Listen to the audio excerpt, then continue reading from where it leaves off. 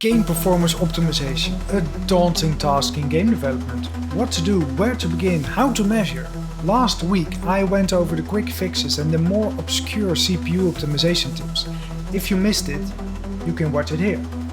This week I'm going over the memory and GPU optimization. On to memory optimization, both CPU and GPU memory, because they are both often interlinked. One very important thing you have to realize that if you reference something in code or in Unity's inspector in any way, Unity will have it loaded in memory. So for example, if you have an array with 200 textures in it, but you don't use them, Unity will have loaded them in memory. Really. As far as I know, there are only 3 ways to reference something without it being in memory. Either by using addressables, which are bundled assets outside of your project. You can load and unload those assets to use them only when you want them to. Alternatively, you can use these assets in a different scene and load and unload those scenes whenever you need your assets. And thirdly, you can use the resources.load function to load in individual assets. Personally, I like the use of scenes over addressables because you have to bake the addressables every time you change them. I think scenes are more dynamic, but probably a bit more limited way to do this. I always never use resources.load. Another way to do a massive memory optimization is by using texture streaming. It's not a really easy feature to set up, but when it's done correctly, it's so worth it.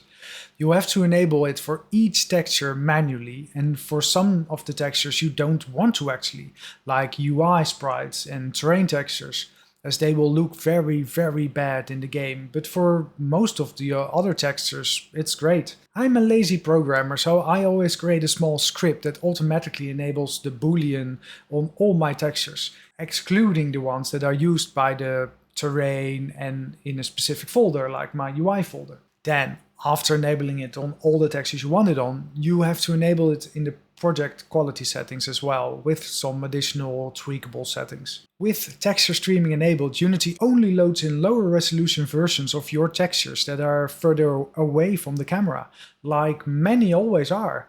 In my case, in the urban environment of City of Springs, this has been an absolute lifesaver. And now some tips of things not to do. There's this boolean that you can enable on your textures called read/write. Try not to use it ever. It will add the texture in both the RAM and the VRAM. Now, there are situations where you really need this, but really try to limit it as much as you can, as it's a total waste to have to fill both your RAM and your VRAM with the same texture. Compressing your textures may make them look very small in the inspector window, but they will still be stored uncompressed in your memory.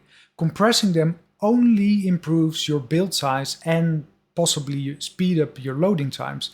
So compress all you want, it's great, but don't expect it to improve your memory usage.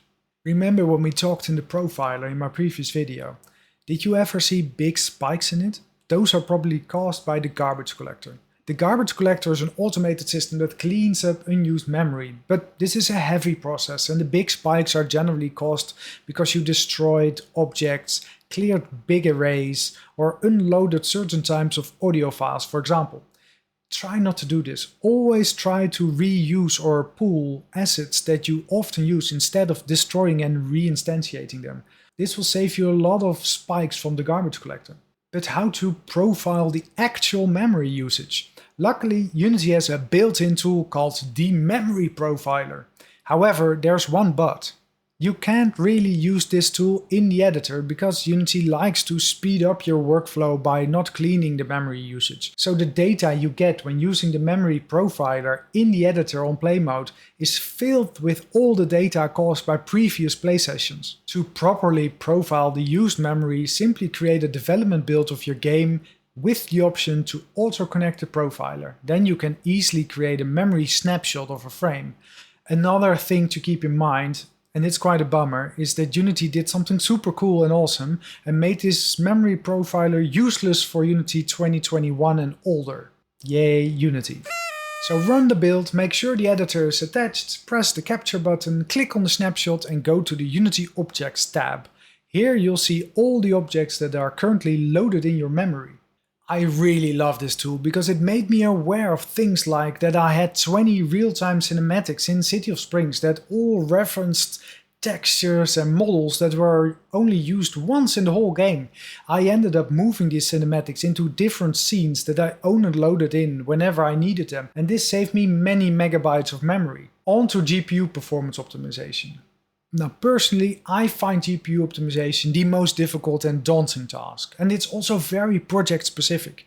If you use that insane GPU rendered grass on ultra high quality preset, then yes, of course your GPU performance will be horrible. So my tip here is just don't go crazy with all your ray tracing, volumetric fog and vegetation.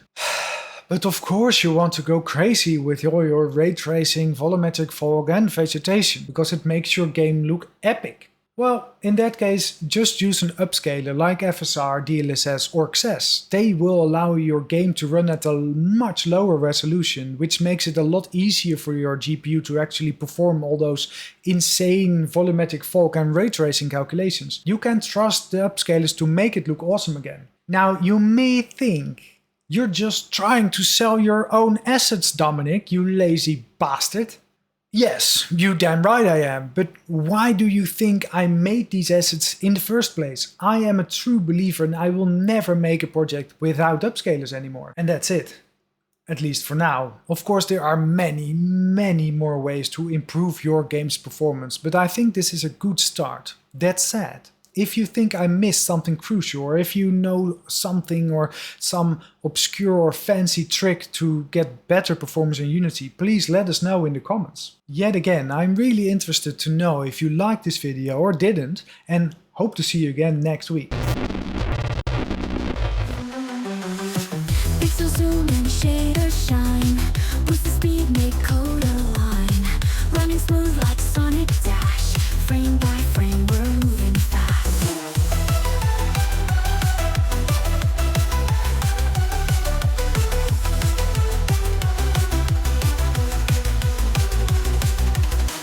Loading screens now fade so quick, optimized with every tick. Players smile and shout with glee, seamless play set free. Game on speed up, feel the rush, lag is gone, just fluid rush. Every move so crisp and clean, gaming dream on every screen.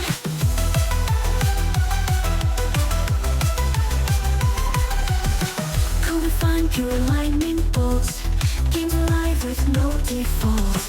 Every update makes it clear, performance goal we're almost near. Codifying pure lightning bolt, games alive with no default. Every update makes it clear, performance goal we're almost near. Break the walls of slow delay, tune the scripts and light the way. Smooth silk on every turn, watch the engine blaze and burn.